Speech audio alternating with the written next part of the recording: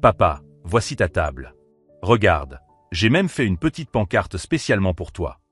Ma fille Amanda m'a souri en me tendant le badge doré. Mes yeux ont parcouru les lettres en relief, Joe Miller, classe inférieure. Le silence s'est installé dans la salle de mariage pendant quelques secondes, jusqu'à ce que le rire de ma belle-mère résonne dans cette pièce luxueuse. Quelle créativité, Amanda. Au moins, elle a l'honnêteté d'admettre la réalité. J'étais là, dans mon seul costume emprunté, au mariage de la fille que j'avais élevée seule pendant 23 ans. La même fille que j'avais nourrie de nouilles instantanées quand nous n'avions plus d'argent pour rien d'autre. La même que je conduisais à l'école à l'arrière de mon vélo parce que notre voiture était en panne et que je n'avais pas les moyens de la réparer. Je m'appelle Joe Miller et à 52 ans, je n'aurais jamais imaginé être humilié publiquement par ma propre fille le jour le plus important de sa vie. Je travaille comme mécanicien depuis 3 décennies, les ongles toujours sales de graisse, les mains calleuses à force de réparer des voitures pour payer les factures. Je n'ai pas de diplôme universitaire, je n'utilise pas de mots compliqués, je ne fréquente pas les clubs sociaux. Mais j'ai élevé une fille. Seule. Sa mère nous a abandonnés quand Amanda n'avait que 2 ans. Ce n'est pas ça que je voulais dans la vie, ont été ses derniers mots avant de disparaître à jamais. Depuis, nous n'avons été que tous les deux contre le monde. J'ai appris à Amanda à faire du vélo, à conduire, je l'ai aidée à faire ses devoirs même quand je ne comprenais pas la matière. J'ai fait des doubles journées pour payer ses études de gestion. Assieds-toi, papa. Les personnes importantes sont à la table d'honneur. Amanda m'a montré une table au fond de la salle, loin des regards des invités. J'ai eu la gorge serrée quand j'ai vu que c'était la seule table avec une seule chaise. Les invités ont commencé à chuchoter entre eux, certains riant ouvertement de la situation. Le fiancé, Marcus, ne m'a même pas regardé. Toute sa famille me regardait comme si j'étais un intrus qui s'était introduit par erreur. J'ai pris le carton doré avec des doigts tremblants. Classe inférieure. Ces mots me brûlaient les yeux. 23 ans à sacrifier ma propre vie, à renoncer à des relations, à abandonner des opportunités, tout cela pour lui offrir un avenir meilleur. Et c'était là ma récompense. Mais tandis que tout le monde riait de ma prétendue infériorité, ils ignoraient une chose très importante à mon sujet. Pendant toutes ces années passées à réparer des voitures, je ne m'étais pas contenté d'apprendre à comprendre les moteurs. Et le plan que j'avais gardé secret pendant des mois était sur le point de révéler qui était vraiment la personne inférieure dans cette famille. Si vous aimez cette histoire d'un père qui a découvert de la manière la plus douloureuse qui était vraiment sa fille, n'oubliez pas de vous abonner à la chaîne, car ce qui s'est passé après cette humiliation publique va vous laisser bouche bée. Je me suis assis à la table solitaire, j'ai mis la carte dans ma poche et j'ai souri pour la première fois de la soirée. Amanda n'avait aucune idée que sa tentative de m'humilier venait de déclencher quelque chose qui allait complètement changer le destin de tous les invités. La table était stratégiquement placée derrière une colonne décorative, loin des regards des autres invités. Alors que je m'installais sur ma chaise solitaire, je pouvais observer la table principale où Amanda riait joyeusement avec la famille Rothschild, les parents du marié Marcus. Charles Rothschild, un homme d'affaires du secteur immobilier, gesticulait en racontant une anecdote sur ses propriétés à Martha S. Vineyard. Sa femme Victoria, une mondaine connue pour ses œuvres caritatives sélectives, examinait ses ongles parfaitement manucurés en riant condescendamment. Marcus, le marié, ressemblait à une version plus jeune de son père, arrogant, bien habillé et complètement étranger au monde en dehors de ses privilèges. « Papa, tu passes un bon moment. » Amanda est apparue à mes côtés, vêtue d'une robe de demoiselle d'honneur qui coûtait plus cher que 3 mois de salaire. Ses yeux brillaient d'une cruauté que je n'avais jamais vue auparavant. « Tu es magnifique, Amanda. Tu es magnifique. » J'ai essayé de sourire, mais les mots ont eu du mal à sortir. « Merci. Tu sais, je voulais t'expliquer pour la plaque. » Elle se pencha vers moi et baissa la voix. Les Rothschild sont des gens très raffinés. Ils valorisent l'honnêteté par-dessus tout. J'ai pensé qu'il valait mieux être transparente au sujet de notre situation. Notre situation. 23 ans de couches sales, de nuits blanches quand elle avait de la fièvre, de 3 emplois pour payer ses études privées. 23 ans de macaroni à la saucisse parce que c'était tout ce que nous pouvions nous permettre, de t-shirts rapiécés parce que les vêtements neufs étaient un luxe. 23 ans de « je t'aime, papa » avant de s'endormir. Amanda, j'ai travaillé dur pour te donner tout ce que tu as aujourd'hui. Et je t'en suis reconnaissante, papa. Mais tu dois comprendre que je fais désormais partie d'un cercle social différent. Les Rothschild ont des normes. Elle a regardé ses mains, évitant mon regard. Marcus a failli rompre ses fiançailles quand il a découvert que tu n'étais qu'un mécanicien. Je l'ai convaincu que tu étais temporaire. Temporaire. Le mot résonna dans mon esprit comme une gifle. Qu'est-ce que ça veut dire, Amanda ? Ça veut dire qu'après le mariage, il vaudrait peut-être mieux garder une certaine distance. Marcus est en train de se construire une carrière politique. Il a besoin d'une image familiale convenable. Elle m'a finalement regardé. Tu comprends, n'est-ce pas? Ce n'est pas personnel. Pas personnel. Je me suis souvenu de toutes les nuits où elle rentrait à la maison en pleurant parce que les autres enfants se moquaient de ses vêtements usés. Comment je lui avais promis qu'un jour, elle aurait tout ce qu'elle voulait. Comment j'avais fait des doubles quarts pendant 4 ans pour payer ses études de commerce dans l'université privée qu'elle avait choisie. Et la remise des diplômes? Quand tu es monté sur scène et que tu as dit que j'étais l'homme le plus important de ta vie. Amanda soupira, comme si elle avait affaire à un enfant têtu. Papa, j'étais jeune. On dit des choses quand on est jeune. De l'autre côté de la salle, j'entendis le rire sonore de Victoria Rothschild. Elle montrait des photos sur son téléphone portable à d'autres invités, me désignant parfois du doigt. Je captais des bribes de conversation. Imagine ma surprise. Et, au moins, elle a réussi à s'éloigner de tout ça. Marcus s'approcha de notre table, portant une coupe de champagne qui coûtait probablement plus cher que ma facture d'électricité. Joe, c'est bien ça? Amanda m'a tellement parlé de vous. Son sourire était le même que celui que j'affichais lorsque je devais être poli avec des clients difficiles. Ça doit être intéressant de travailler de ses mains. C'est un travail honnête, répondis-je. Bien sûr, bien sûr. Quelqu'un doit bien faire ce genre de travail. Il échangea un regard avec Amanda. En fait, j'ai quelques voitures anciennes dans mon garage. Vous pourriez peut-être y jeter un œil un de ces jours. Pour un prix raisonnable, bien sûr. Amanda a ri, comme s'il venait de faire la blague la plus drôle du monde. Marcus est tellement généreux. Toujours prêt à rendre service. Rendre service. Il m'offrait un travail manuel comme une faveur. La soirée s'est poursuivie avec de petites humiliations. Lorsque le DJ a demandé au père de la mariée de faire un discours, Amanda a rapidement expliqué que je n'étais pas doué avec les mots et qu'il préférait passer cette tradition. Lorsque le moment de la danse père-fille est arrivé, elle a dansé avec Charles Rothschild, disant qu'il avait proposé de remplir le rôle puisque je ne savais pas danser correctement. Chaque moment de rejet me rappelait toutes les fois où j'avais dansé avec elle dans le salon de notre petit appartement, la musique jouant sur la vieille radio, elle debout sur mes pieds pour atteindre ma taille. Mais tandis qu'Amanda construisait sa nouvelle identité sur les décombres de notre relation, elle ignorait une chose cruciale au sujet du père qu'elle rejetait. Pendant toutes ces années passées à réparer des voitures, je n'avais pas seulement appris à connaître les moteurs. J'avais appris les affaires, les investissements, les opportunités. Et au cours des 5 dernières années, pendant qu'elle s'affairait à devenir la personne qu'elle pensait que la haute société voulait qu'elle soit, j'avais été très occupé à devenir quelque chose qu'aucun d'entre eux ne pouvait imaginer. Le plan dont j'ai parlé n'était pas une question de vengeance. Il s'agissait de justice. Et quand Amanda découvrirait exactement qui était l'homme qu'elle avait choisi d'humilier publiquement, il serait trop tard pour réparer la plus grande erreur de sa vie. L'humiliation lors du mariage n'était qu'un début. Les jours suivants, Amanda n'a répondu à aucun de mes appels. Quand j'ai enfin réussi à lui parler, 3 semaines plus tard, sa voix était glaciale. « Papa, je dois être clair sur un point. Marcus et moi avons décidé qu'il valait mieux garder nos distances pendant un certain temps. » Elle parlait comme si elle lisait un script préparé à l'avance. Nous sommes en train de construire notre vie ensemble et nous avons besoin d'espace pour grandir en tant que couple. Amanda, je veux juste te parler. Nous sommes une famille. Une famille. Elle a ri amèrement. Papa, tu dois comprendre que la famille, ce n'est pas seulement le sang. C'est des valeurs communes, des objectifs communs, un niveau social similaire. Toi et moi, nous sommes dans des mondes différents maintenant. Des mondes différents.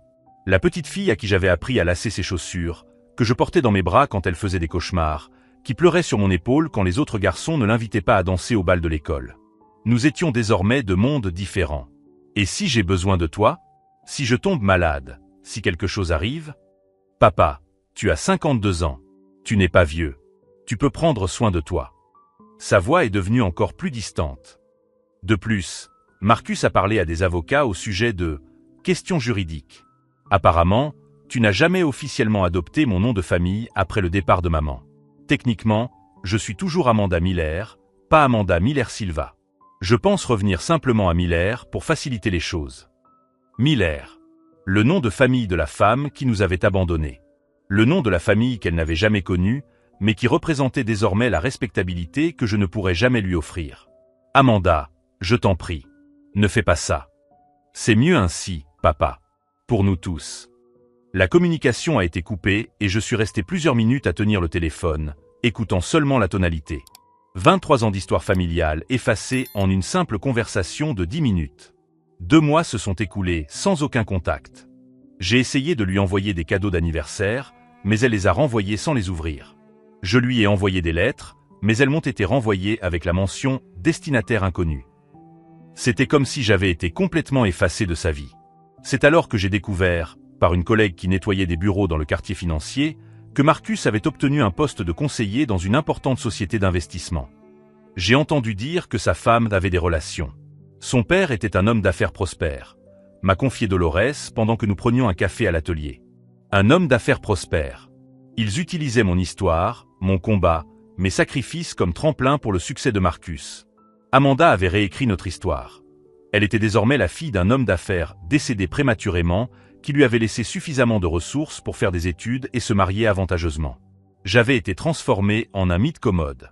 Le coup de grâce est venu quand j'ai reçu un appel de Tom Bradley, mon meilleur ami depuis 15 ans et parrain improvisé d'Amanda pendant toute son adolescence. « Joe, mec, je dois te dire quelque chose que j'ai entendu hier au club de golf. » Tom semblait mal à l'aise. Je jouais avec quelques hommes d'affaires et le nom d'Amanda Silva a été mentionné. Ou plutôt, Amanda Miller. Mon estomac s'est noué. L'un des types parlait de la nouvelle femme de Marcus Rothschild. Apparemment, elle se présente comme une orpheline de guerre dans les cercles mondains. Elle dit que son père est mort au combat quand elle était enfant et qu'elle a été élevée par des tantes riches à Boston. Qu'elle a fréquenté des écoles privées toute sa vie. Orpheline de guerre. Tante riche à Boston. École privée. Joe, tu es là? Oui, Tom. Mec, elle t'a complètement effacé. Non seulement elle t'a retiré de sa vie, mais elle t'a aussi tué dans l'histoire officielle. Tom poussa un profond soupir. Qu'est-ce que tu vas faire? Ce que j'allais faire. Pendant des mois, cette question m'avait empêché de dormir. Je pouvais essayer de révéler la vérité, mais qui croirait un mécanicien contre la parole d'une mondaine bien mariée? Je pouvais contacter Amanda directement, mais elle avait clairement fait savoir que toute tentative de contact serait considérée comme du harcèlement. Ou je pouvais utiliser quelque chose que j'avais découvert il y a des années, mais que je n'avais jamais mentionné à personne. Pas même à Tom. Au cours de toutes ces années passées à réparer des voitures, en particulier des voitures de luxe pour des clients fortunés, je n'ai pas seulement appris à connaître les moteurs. J'ai appris à connaître leurs propriétaires. J'ai écouté leurs conversations téléphoniques pendant qu'ils attendaient la réparation. J'ai noté les noms, les entreprises, les transactions dont ils discutaient ouvertement, pensant qu'un mécanicien était trop invisible pour avoir de l'importance. Et au cours des 5 dernières années, j'ai utilisé ces informations de manière très intelligente. Charlie Morrison, propriétaire de 3 concessions automobiles, ne savait pas que j'avais investi dans les actions de son entreprise avant qu'elle ne décolle. Rebecca Santos, PDG d'une start-up technologique, ne savait pas que j'avais discrètement financé sa première levée de fonds par l'intermédiaire d'un intermédiaire. Des dizaines de petits investissements, toujours en sous-main, toujours par l'intermédiaire de tiers, toujours en utilisant des informations que j'avais obtenues légitimement en réparant leur voiture.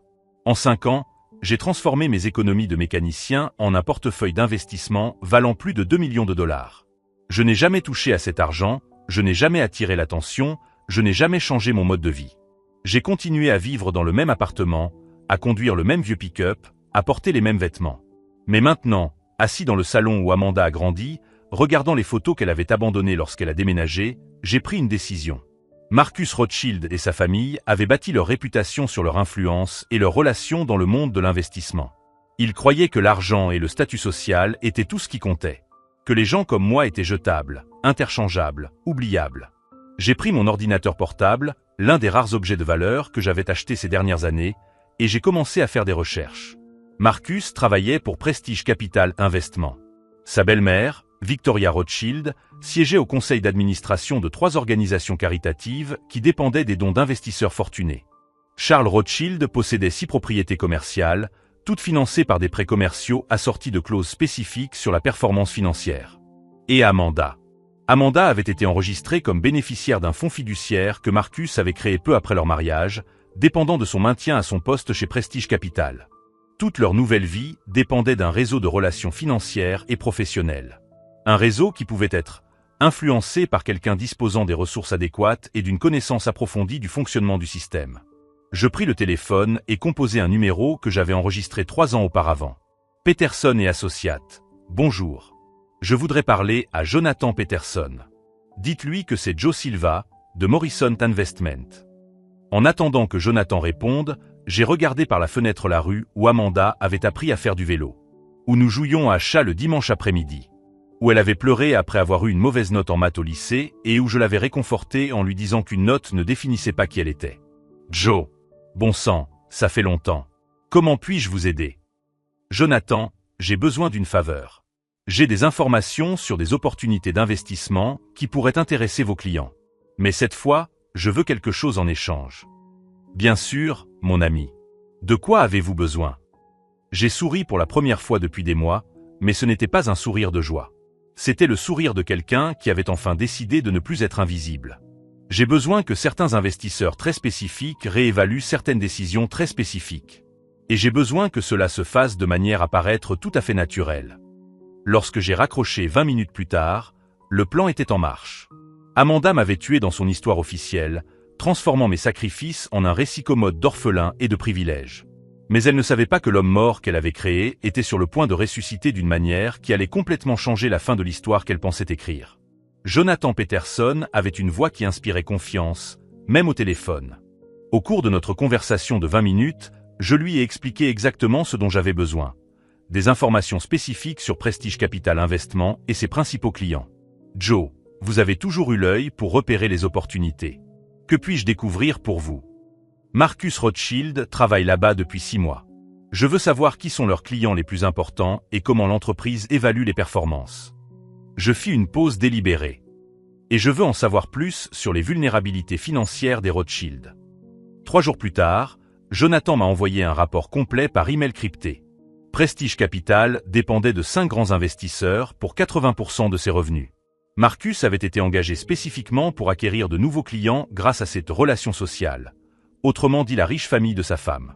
Charles Rothschild avait 62 ans et 3 hypothèques commerciales qui arrivaient à échéance dans les 18 mois. Victoria siégeait au conseil d'administration d'organisations qui dépendaient des dons d'hommes d'affaires du secteur financier. Et Amanda. Amanda était devenue le visage public de la famille, apparaissant lors d'événements caritatifs comme exemple de jeune philanthrope issu d'une famille traditionnelle. Tout dépendait de la perception du public et des relations sociales. Je pris mon deuxième téléphone, celui que j'avais acheté spécialement pour les questions financières, et commençai à passer des appels. Robert Chen Investissement. Bonjour. Je voudrais parler à Robert au sujet d'une opportunité d'investissement social. Je m'appelle Joe Silva. Robert Chen était propriétaire d'une chaîne de restaurants asiatiques haut de gamme et l'un des 5 principaux clients de Prestige Capital. Il avait fait réparer sa Porsche 4 fois au cours des 2 dernières années et je l'avais toujours entendu se plaindre des conseillers financiers qui ne comprenaient pas les valeurs familiales authentiques. Joe, comment ça va, mec? Tu as besoin de quelque chose? Robert, tu connais Marcus Rothschild de Prestige Capital? Oui, pourquoi? J'ai des informations sur sa famille qui pourraient vous intéresser, notamment sur l'honnêteté et les valeurs familiales. Silence à l'autre bout du fil. Quel genre d'information, Joe? Le genre d'information qui révèle qui est vraiment une personne quand personne ne la regarde. 2 heures plus tard, Robert avait accepté de reconsidérer sa relation avec Prestige Capital. Pas immédiatement, cela aurait été suspect, mais dans quelques semaines, après avoir évalué d'autres options d'investissement. Si vous avez suivi l'histoire de ce père qui a découvert la véritable nature de la fille qu'il a élevée seule, n'oubliez pas de vous abonner à la chaîne, car les prochains épisodes montreront comment des années de sacrifice peuvent devenir l'arme la plus puissante contre ceux qui nous ont trahis. Le deuxième appel a été passé à Margaret Torres, propriétaire d'une entreprise de cosmétiques biologiques et fervente défenseuse de causes sociales. Elle était également cliente de Prestige Capital et avait mentionné à plusieurs reprises, en attendant que sa voiture soit prête, qu'elle détestait les personnes hypocrites qui utilisent la charité comme un moyen de se mettre en valeur. Margaret, j'ai quelque chose d'important à vous dire au sujet de la famille Rothschild et de ses activités caritatives. Le troisième appel était destiné à David Kim, un entrepreneur du secteur technologique qui finançait des programmes éducatifs pour les jeunes issus de milieux défavorisés. Le même David qui avait grandi en réparant des appareils électroniques avec son père immigrant avant de bâtir son empire informatique. David, vous vous souvenez de ce que vous m'avez dit à propos des gens qui renient leurs origines? J'ai une histoire qui va vous intéresser. Au cours des 2 semaines qui suivirent, je mis en œuvre ma stratégie avec la précision d'un horloger. Il ne s'agissait pas de détruire Marcus ou Amanda directement, ce qui aurait été primitif et facile à retracer. Il s'agissait de laisser leurs propres mensonges s'effondrer lorsqu'ils seraient exposés à la lumière de la vérité. Chaque client important de Prestige Capital a reçu, par l'intermédiaire de tiers soigneusement sélectionnés, des informations véridiques sur la famille traditionnelle que Marcus représentait. Des photos de mon appartement modeste où Amanda avait grandi. Des copies de ses bulletins scolaires montrant les bourses que j'avais obtenues pour elle. Des témoignages de voisins sur les années que nous avions passées ensemble, loin de Boston, et des tantes riches qu'elle avait inventées. Pendant ce temps, Marcus continuait à bâtir sa carrière sur un mensonge de plus en plus élaboré. Lors d'un événement caritatif, Amanda avait raconté une version encore plus dramatique de l'histoire. Elle était désormais une orpheline de guerre, dont le père était mort en défendant la démocratie à l'étranger. Victoria Rothschild a commencé à inclure des détails émouvants sur la façon dont ils avaient adopté Amanda après la tragédie familiale, lui offrant des opportunités éducatives que son père militaire n'aurait jamais pu lui offrir. Il ne savait pas que chaque nouveau mensonge était documenté, photographié et discrètement partagé avec des personnes qui valorisaient l'authenticité par-dessus tout. Le coup de grâce est venu quand Amanda a donné une interview au journal local sur le thème « Surmonter l'adversité grâce au soutien familial ». Le titre était « Une jeune philanthrope transforme une tragédie personnelle en mission de vie ». J'ai lu l'article en entier sur mon téléphone, tout en prenant mon café à la même table où j'avais aidé Amanda à faire ses devoirs pendant 15 ans. Elle avait décrit en détail comment ses tantes de Boston l'avaient élevée avec des valeurs solides et une éducation raffinée après avoir perdu son père à la guerre. J'ai pris mon téléphone pour la dernière fois et j'ai composé le numéro que j'avais enregistré en dernier recours. Morrison, agence de détective privé. Bonjour. J'ai besoin d'une faveur très spécifique, Janet. Et je veux que ce soit absolument discret. Janet Morrison avait été détective de police pendant 20 ans avant de créer sa propre entreprise. J'avais réparé sa moto d'innombrables fois et elle m'avait toujours dit qu'elle me devait une faveur. De quoi as-tu besoin, Joe? J'ai besoin que tu documentes publiquement la vérité sur une famille qui se construit une réputation sur des mensonges. Et j'ai besoin que cela se fasse de manière à ressembler à une enquête journalistique normale. Lorsque j'ai raccroché, j'ai souri pour la première fois depuis des mois. Ce n'était pas un sourire de vengeance, mais de satisfaction. Amanda avait choisi de nier mon existence pour se construire une nouvelle vie. Elle allait maintenant découvrir que nier la vérité ne la faisait pas disparaître. Cela ne faisait que la rendre plus puissante lorsqu'elle finissait par être révélée au grand jour. Mercredi matin, 7h30. Je prenais mon café lorsque mon téléphone a sonné. Joe, allume la télévision sur la chaîne 5 immédiatement. C'était Janet Morrison, la voix chargée de satisfaction professionnelle. J'ai pris la télécommande et augmenté le volume. La présentatrice Laura Williams était en direct dans le studio du matin. Bonjour. Notre reportage d'investigation d'aujourd'hui révèle une histoire troublante sur les fausses identités et l'exploitation émotionnelle dans les cercles sociaux élitistes de la ville. La jeune Amanda Miller, connue pour ses activités philanthropiques et mariée à Marcus Rothschild de Prestige Capital Investment, a bâti sa réputation sociale sur un mensonge élaboré. Des photos de notre appartement, de l'école publique où Amanda a étudié, des documents scolaires montrant les bourses que j'avais obtenues pour elle sont apparus à l'écran. Selon notre enquête, Amanda n'est pas une orpheline de guerre élevée par de riches tantes à Boston, comme elle l'a déclaré publiquement. En réalité, elle a été élevée par son père, Joe Silva, un mécanicien qui a tout sacrifié pour offrir une éducation à sa fille. Mon estomac s'est noué lorsque ma photo est apparue à l'écran, celle que Janet avait prise discrètement dans l'atelier, me montrant en train de réparer un moteur, les mains sales de graisse, concentré sur mon travail. Joe Silva a occupé plusieurs emplois pendant 23 ans pour élever seule sa fille. Des voisins confirment qu'il n'y a jamais eu de tante riche ni d'héritage familial. Amanda a fréquenté l'école publique grâce à une bourse obtenue par son père. Le téléphone a commencé à sonner sans arrêt. J'ai coupé le son et j'ai continué à regarder. Plus choquant encore, Amanda a publiquement nié l'existence de son père, inventant une histoire d'orpheline pour gagner la sympathie des cercles sociaux dans lesquels elle évolue. Des sources proches confirment que Joe Silva a été banni du mariage de sa propre fille parce qu'il ne correspondait pas à l'image de la famille. La caméra s'est focalisée sur le visage sérieux de la journaliste. Notre équipe a tenté de contacter Amanda Miller et Marcus Rothschild pour obtenir leurs commentaires, mais nous n'avons reçu aucune réponse. Cependant, nous avons découvert que cette fausse histoire avait été utilisée de manière stratégique pour favoriser la carrière de Marcus chez Prestige Capital Investment. Janet avait fait un travail parfait. Chaque détail avait été vérifié, chaque source confirmée, chaque mensonge exposé avec des preuves solides. À 9h du matin, mon téléphone a sonné et j'ai immédiatement reconnu le numéro. Papa. La voix d'Amanda était tremblante, presque méconnaissable. Bonjour, Amanda. Papa, que se passe-t-il? Pourquoi ces gens mentent-ils à propos de notre famille? Mentir. Elle pensait encore pouvoir renverser la situation. Amanda, tout ce qui a été montré à la télévision est vrai. Ce sont nos photos, nos documents, notre histoire réelle. Silence à l'autre bout du fil.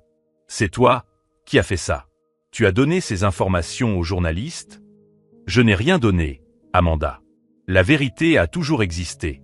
C'est toi qui as inventé ces mensonges. Mais papa, tu ne comprends pas. Ils vont détruire tout ce que j'ai construit. Marcus pourrait perdre son emploi. Ils disent que nous sommes des fraudeurs. Vous n'êtes pas des fraudeurs parce que vous êtes pauvres, Amanda. Vous êtes des fraudeurs parce que vous mentez sur votre pauvreté. J'ai entendu des sanglots à l'autre bout du fil. Marcus est furieux contre moi. Il dit que j'ai ruiné la réputation de sa famille. Ses parents parlent d'annuler le mariage. Et comment te sens-tu d'être rejeté par les personnes que tu aimes? La question resta suspendue dans l'air pendant de longues secondes. Papa, s'il te plaît, tu peux arranger ça? Tu peux parler aux journalistes? Leur dire que c'était un malentendu? Amanda, tu m'as présenté comme un « moins que rien » lors de ton propre mariage. Tu m'as assis tout seul au fond de la salle. Tu m'as rejeté en public et tu as inventé une histoire où j'étais mort. Pourquoi devrais-je réparer quelque chose que tu as cassé délibérément? Parce que tu es mon père. Elle pleurait maintenant. Les parents protègent leurs enfants. Les parents protègent les enfants qui les respectent. Les parents ne protègent pas les enfants qui les effacent de leur propre histoire. À 2h de l'après-midi, j'ai reçu un appel de Jonathan Peterson. Joe, mec, tu as vu les nouvelles aujourd'hui? Oui. Prestige Capital est en pleine panique. 3 des 5 principaux investisseurs ont annulé leur contrat ce matin. Robert Chen a appelé pour dire qu'il ne pouvait plus faire confiance à une entreprise qui emploie des gens prêts à renier leur propre famille. J'ai souri pour la première fois de la journée. Margaret Torres a publié une déclaration sur les réseaux sociaux disant qu'elle ne pouvait pas soutenir des organisations caritatives dirigées par des personnes qui mentent sur leurs origines. David qui m'a retiré tout financement des projets associés à la famille Rothschild. Et Marcus. Marcus a été licencié il y a 2 heures. Incompatibilité avec les valeurs de l'entreprise, selon le communiqué officiel. À 5h de l'après-midi, Amanda est apparue à la porte de l'atelier. Je ne l'avais pas vue en personne depuis 4 mois. Elle était maigre, les yeux gonflés d'avoir trop pleuré, vêtue de vêtements simples que je ne reconnaissais pas. Papa.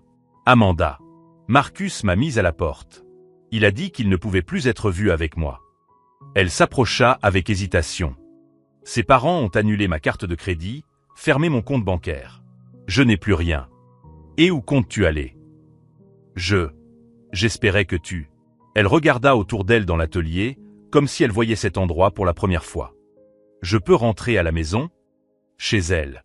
La même maison qu'elle avait publiquement décrite comme inadaptée à sa nouvelle position sociale. Amanda, tu as dit que nous étions de 2 mondes différents. Que ta nouvelle famille avait des normes que je ne pouvais pas atteindre. Pourquoi as-tu changé d'avis? Parce que j'avais tort, papa. Complètement tort. En quoi avais-tu tort exactement? J'avais tort. Surtout. Sur toi, sur eux, sur ce qui compte vraiment. Elle prit une profonde inspiration. J'avais tort de penser que le pédigré social valait plus que le caractère. J'avais tort de te rejeter pour impressionner des gens qui m'ont rejeté au premier signe de problème. Je regardais ma fille. Je la regardais vraiment, pour la première fois depuis des mois. Derrière le maquillage qui coulait et les mots de regret, j'ai vu quelque chose que je n'avais pas vu depuis des années. J'ai vu la petite fille qui m'aidait dans l'atelier le samedi, qui était fière quand je lui expliquais comment fonctionnaient les moteurs, qui disait à ses amis que son père était le meilleur mécanicien du monde. Amanda, si tu rentres à la maison, tu seras ma fille. Pas comme une invitée temporaire en attendant de trouver mieux. Pas comme quelqu'un qui a honte de ses origines. Comme ma vraie fille. C'est tout ce que je veux, papa. Être ta vraie fille. Alors qu'Amanda pleurait dans mes bras pour la première fois depuis 2 ans, j'ai réalisé que ma vengeance était enfin accomplie. Non pas parce que j'avais détruit ses plans, mais parce que j'avais retrouvé ma fille. Mais ce qui s'est passé dans les mois qui ont suivi allait montrer que certaines leçons de la vie ont des conséquences bien plus profondes que nous ne pouvons l'imaginer. 6 mois après l'épisode télévisé, Amanda était complètement transformée. Pas physiquement, même si elle avait perdu le poids qu'elle avait pris pendant ses mois de vie luxueuse, mais intérieurement. Elle se levait à 5h du matin pour m'aider à ouvrir l'atelier, apprenait le fonctionnement des moteurs avec la même curiosité qu'elle manifestait lorsqu'elle était enfant, et surtout, Elle n'avait pas honte de notre travail. Papa, Monsieur Henderson a appelé. Il veut savoir si nous pouvons jeter un œil à sa Cadillac cet après-midi, annonça-t-elle en rangeant les outils sur l'établi. Monsieur Henderson était propriétaire d'un petit cabinet comptable et client de l'atelier depuis 15 ans. Au cours des premières années qui avaient suivi sa séparation d'avec Marcus, Amanda manifestait un malaise évident lorsque d'anciens clients venaient chercher leur voiture. Maintenant, elle les saluait par leur nom et leur demandait des nouvelles de leur famille. Bien sûr. Dites-lui qu'il peut laisser la voiture vers 14 heures. Amanda a passé l'appel avec naturel, en utilisant le ton professionnel mais chaleureux que j'avais toujours utilisé avec les clients. Quand elle a raccroché, elle a souri d'une manière que je n'avais pas vue depuis des années. Tu sais, papa, il m'a demandé si tu étais fier d'avoir une fille qui travaille à tes côtés. Il a dit que cela montrait le caractère de la famille. Le caractère de la famille. 3 mots qui résumaient exactement ce que nous avions retrouvé. Mais le changement le plus impressionnant n'était pas celui d'Amanda. C'était le mien. Au cours de tous ces mois passés à préparer ma réponse à l'humiliation, j'ai découvert quelque chose sur moi-même que je ne savais pas. J'étais capable d'élaborer des stratégies à long terme. J'avais non seulement la patience nécessaire pour mettre au point un plan complexe, mais aussi la discipline émotionnelle pour l'exécuter sans laisser la colère ou le ressentiment compromettre mon jugement. Cela a complètement changé la façon dont je percevais mon propre potentiel. Amanda, j'ai quelque chose d'important à te dire. Elle a arrêté de ranger les pièces et m'a accordé toute son attention. Tu te souviens que tu m'as demandé comment j'avais obtenu si rapidement ces informations sur Prestige Capital? Oui, tu m'as dit que tu avais des contacts. Ce n'était pas seulement ça. J'ai pris une grande inspiration. Pendant toutes ces années passées à réparer les voitures de riches, j'ai beaucoup appris sur les affaires. Et au cours des 5 dernières années, j'ai investi discrètement en utilisant des informations que j'ai obtenues légalement. J'ai un portefeuille qui vaut plus de 3 millions de dollars. Amanda m'a regardé sans rien dire pendant plusieurs secondes. 3 millions, 3,2 pour être exact. Papa, pourquoi tu ne m'en as jamais parlé? Parce que je voulais être sûr que tu m'aimais pour ce que je suis, pas pour ce que j'ai. Et après notre mariage, j'ai été certain que cette préoccupation était justifiée. Amanda s'approcha et s'assit sur la vieille chaise à côté de mon bureau. Et maintenant? Pourquoi me le dis-tu maintenant? Parce que maintenant, je sais que tu es revenu pour moi, pas pour l'argent. Et parce que j'ai un projet pour notre avenir. Au cours des 2 mois qui ont suivi, j'ai utilisé une partie de mes investissements pour agrandir l'atelier. Pas pour impressionner qui que ce soit, mais pour créer de réelles opportunités. Nous avons embauché 2 jeunes mécaniciens qui étaient au chômage, acheté du matériel moderne pour des services plus complexes, et Amanda a pris en charge la gestion administrative avec le même dévouement qu'elle avait auparavant pour les événements sociaux. L'atelier Silva et Fila est devenu une référence dans la région. Non seulement pour la qualité de notre travail, mais aussi pour la façon dont nous traitions chaque client, qu'il s'agisse de cadres supérieurs au volant de voitures de luxe ou d'étudiants universitaires dont la vieille voiture devait tenir encore un semestre. Quant à Marcus et sa famille, les conséquences ont été dévastatrices et définitives. Marcus n'a jamais retrouvé d'emploi dans le secteur financier. L'histoire de son refus d'aider son propre beau-père s'est répandue comme une traînée de poudre dans les milieux professionnels. Dans un secteur fondé sur les relations et la confiance, être connu comme quelqu'un qui abandonne sa famille dans les moments difficiles était un coup fatal pour sa carrière. 6 mois après avoir été licencié de Prestige Capital, il travaillait comme vendeur de voitures d'occasion dans une ville située à 200 km de là. Amanda l'a appris par des connaissances communes, mais n'a jamais manifesté de satisfaction à cette information. Juste un signe de tête silencieux, comme pour dire « les choix ont des conséquences ». Charles Rothschild a perdu 3 de ses 6 propriétés commerciales lorsque les prêts sont arrivés à échéance et qu'il n'a pas pu les refinancer. La réputation de la famille avait été tellement ternie que les investisseurs ont préféré ne pas s'associer aux affaires Rothschild. Victoria a dû démissionner de ses fonctions au sein des conseils d'administration d'organisations caritatives.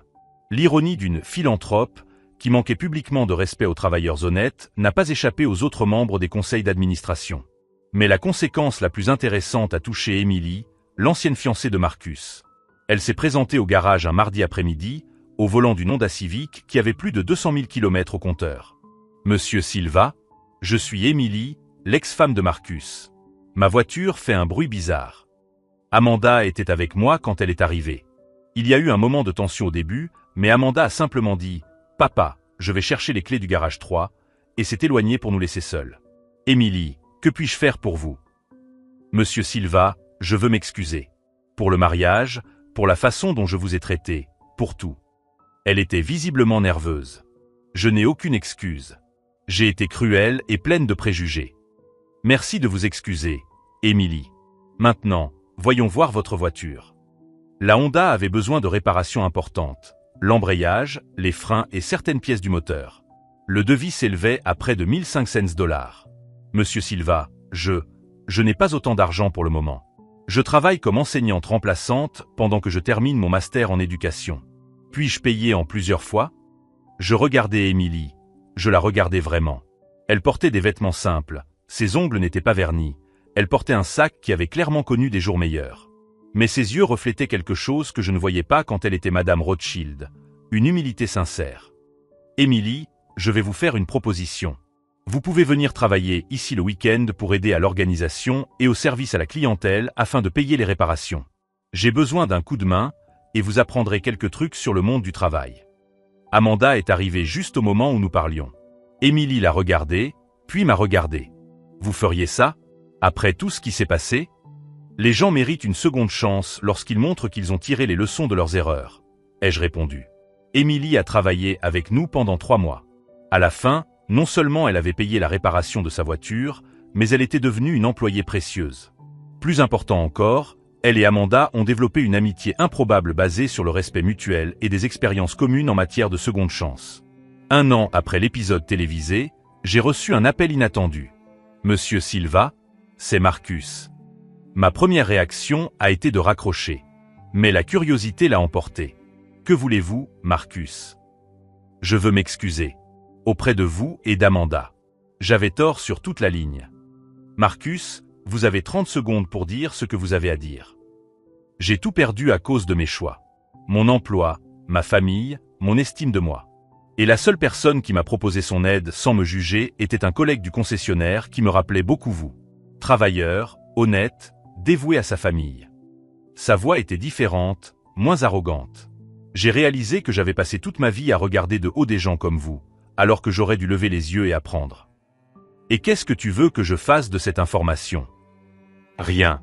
Je voulais juste que vous sachiez que j'ai compris. Et que je suis profondément désolé. J'ai raccroché sans répondre, mais sans colère. Avec un étrange sentiment de closure. Amanda m'a demandé plus tard si j'avais pardonné à Marcus. Le pardon n'a rien à voir avec lui, Amanda. Il s'agit pour moi de ne pas nourrir de ressentiment. Mais pardonner ne signifie pas oublier ou permettre à quelqu'un de nous faire du mal à nouveau. 2 ans après le début de cette histoire, Amanda a obtenu son diplôme en administration des affaires grâce à un programme du soir à l'université locale. Sa remise de diplôme a été petite et intime. Il n'y avait que moi, Tom Bradley, quelques clients qui étaient devenus des amis de la famille, et Emily, qui était pratiquement devenue une sœur pour Amanda. Quand Amanda est montée sur scène pour recevoir son diplôme, le doyen lui a demandé s'il y avait quelqu'un de spécial qu'elle aimerait remercier. Je voudrais remercier mon père, Joe Silva. Il m'a appris que la véritable éducation ne vient pas seulement des livres, mais du caractère. Que la véritable classe sociale n'a rien à voir avec l'argent, mais avec la façon dont nous traitons les autres. Et que la vraie famille est celle qui reste à vos côtés lorsque vous perdez tout, pas celle qui vous abandonne lorsque les choses deviennent difficiles. Le public a applaudi, mais je l'ai à peine entendu. Je repensais à la petite fille de 7 ans qui m'aidait dans l'atelier, vêtue d'une salopette trop petite et me posant 1000 questions sur le fonctionnement des choses. Elle était rentrée chez elle. En fin de compte, la vengeance la plus puissante n'a pas été de détruire les personnes qui m'ont fait du mal. C'était de construire quelque chose de mieux que tout ce qu'ils auraient pu m'offrir. C'était de prouver que la dignité ne s'achète pas, que le respect ne se transmet pas et que l'amour véritable ne dépend pas du statut social. Aujourd'hui, 3 ans plus tard, notre atelier emploie 8 personnes. Amanda est directrice générale, Émilie est responsable du service clientèle et je répare toujours des moteurs, car c'est ce que j'aime faire. Mais maintenant, j'enseigne également dans un programme d'apprentissage destiné aux jeunes qui veulent apprendre un métier. Certains de ces jeunes viennent de familles riches qui les ont rejetés. D'autres viennent de familles pauvres qui veulent offrir de meilleures opportunités à leurs enfants. Tous apprennent la même leçon. La valeur d'une personne ne réside pas dans son nom de famille, son compte en banque ou son diplôme. Elle réside dans le caractère dont elle fait preuve lorsque personne ne la regarde. Si cette histoire vous a touché, si vous croyez que la dignité et le caractère valent plus que le statut social, n'oubliez pas de vous abonner à la chaîne. Nous avons beaucoup d'autres histoires sur des personnes qui ont transformé l'humiliation en dépassement de soi, le rejet en renaissance et la douleur en détermination. Marcus a essayé de me rabaisser en me traitant de « classe inférieure ». Il a fini par découvrir que la vraie classe ne dépend pas de l'endroit où vous êtes né, mais de qui vous choisissez d'être lorsque vous êtes mis à l'épreuve. Amanda a appris que la famille n'est pas celle qui vous accepte lorsque vous êtes au sommet, mais celle qui vous aime lorsque vous êtes au plus bas. Et moi, j'ai appris que la vengeance la plus douce n'est pas de détruire ses ennemis. C'est de construire une vie si significative que leurs opinions deviennent complètement insignifiantes. La dernière fois que j'ai entendu parler de la famille Rothschild, Charles travaillait comme agent immobilier dans une petite ville, Victoria vendait des produits de beauté en ligne et Marcus était toujours chez le concessionnaire. Mais au moins, il avait été promu superviseur. Et moi? Eh bien, je suis ici, à l'atelier Silva et Phila, où j'enseigne à ma fille et à d'autres jeunes que la dignité n'est pas quelque chose que les autres peuvent vous enlever. C'est quelque chose que vous portez en vous, peu importe ce que le monde pense. Et c'est la seule classe sociale qui compte vraiment.